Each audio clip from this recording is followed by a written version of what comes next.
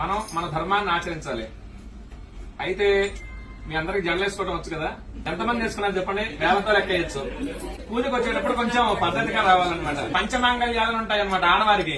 జుట్టు జడ వేసుకుని పూలు పెట్టుకోవడం, బొట్టు పెట్టుకోవడం, మంగళసూత్రాలు, మెట్టెలు, నల్ల పూసలు, గాజులు ఇవన్నీ కూడా ఈసారి నుంచి పూజకు వచ్చేటప్పుడైనా జడ వేసుకొని, బొట్టు పెట్టుకొని, గాజులు వేసుకొని అలా చేస్తూ ఉండాలి. ఎందుకంటే మన ధర్మాన్ని మనం కాపాడాలి. ఇప్పుడు మీ పిల్లలకు చెప్పాలనుకోండి, మీరేం చెప్తారు? ఇప్పుడు చెప్పబోయేది ఏంటంటే, మీ పిల్లలకి ఇప్పటి నుంచే సంస్కృతి సాంప్రదాయాలు నేర్పండి. ఇప్పటి నుంచి నేర్పకపోతే తర్వాత వాళ్ళు అలవాటు పడరు. ఇప్పుడు నేను కొన్ని పూజలు చేయడానికి వెళ్ళినప్పుడు వీళ్ళు పెద్దవాళ్ళు ఇక్కడ పూజ చేస్తూ ఉంటారు, పిల్లలు బెడ్రూమ్ లోకి వెళ్ళి ఫోన్ నొక్కుంటున్నారు, టీవీ చూస్తూనే ఉంటారు. వాడి నుంచి పూజ దగ్గర కూర్చోమంటే కూర్చోడు. చిన్నప్పటి నుంచే ప్రయత్నపూర్వకంగా వాళ్ళతోటి స్తోత్రాలు గాని, శ్లోకాలు గాని, అసలు గుడి అంటే ఏంటి, పూజలు అంటే ఏంటి మనం తెలుసుకొని వాళ్ళకి తెలియజెప్పాలన్నమాట. అలా చేస్తే వాళ్ళు సంస్కారవంతులు అవుతారు. చదువు 30% ఉన్నా మిగతా 70% సంస్కారం ఉండాలి. ఆ సంస్కారం వల్లనే చివరి దశలో వాళ్ళు మనం చూసుకోగలిగేది అనమాట. వృద్ధాశ్రమాలు ఎందుకు ఉంటున్నాయంటే పిల్లల్లో అవగాహన లేక, పెద్దవాళ్ళు చెప్పక. అయితే ఇతర మతాల వాళ్ళు ఆ పుస్తకాలు గాని, వాళ్ళ మతాల గురించి గాని వాళ్ళు ప్రచారం చేసుకుంటూ ఉన్నారు. కానీ ఎంతమంది ఇళ్లలో భగవద్గీత గాని, భాగవతం గాని, రామాయణం గాని, ఈ ఇతిహాసాలు గాని, పురాణాలు ఎంతమంది ఇళ్లలో ఉన్నాయి? ఒక పుస్తకాలు ఎంతమంది రోజు కనీసం ఒక్క శ్లోకం చదువుతున్నారా?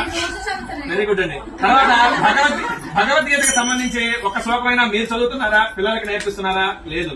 కాకపోతే ఈ సీరియల్స్, సినిమాలు వస్తూ ఉంటాయి, ఎంటర్టైన్మెంట్ ఉండొచ్చు జీవితంలో. కానీ జీవితం మొత్తం ఎంటర్టైన్మెంట్ కాకూడదు.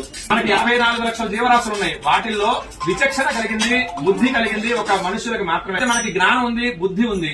మనం హిందూ ధర్మంలో పుట్టినందుకు ఖచ్చితంగా మన హిందూ ధర్మాన్ని పాటిస్తూ ఒకళ్ళ మతం మారకుండా కాపాడే విధంగా మనం ఉండాలన్నమాట. ఇప్పుడు ఎడారి మతం వాడు వచ్చేసి నా మతంలో ఇది ఉంది అని చెప్పినప్పుడు మనం కూడా చెప్పగలగాలిగా. శివుడు ఎంత శక్తివంతుడు, రాముడు ఎంత శక్తివంతుడు, విష్ణుమూర్తి ఎంత శక్తివంతుడు, వీళ్ళు ఎంతమందితో యుద్ధం చేశారు, ఏమేం చేశారని మనకు తెలియాలి ముందు, వాళ్ళకి చెప్పాలి అంటే. లేదు అంటే వాడు చెప్పేది నిజం అనుకుంటాం.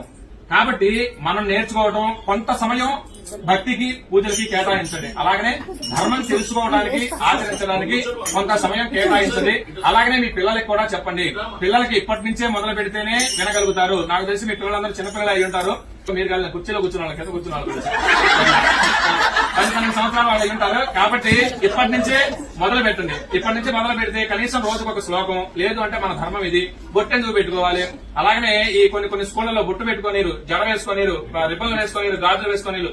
ఇప్పటి నుంచి ఇట్లా మొదలైతే ఇక పెద్ద అయిన తర్వాత అసలు వాళ్ళు మన మాట ఎందుకనమాట. వేరే మతాల వాళ్ళని పెళ్లి చేసుకోవాలన్నా కానీ దానికి వెనకాడరు.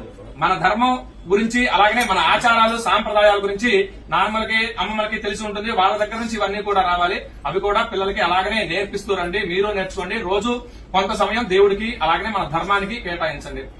జై శ్రీరామ్.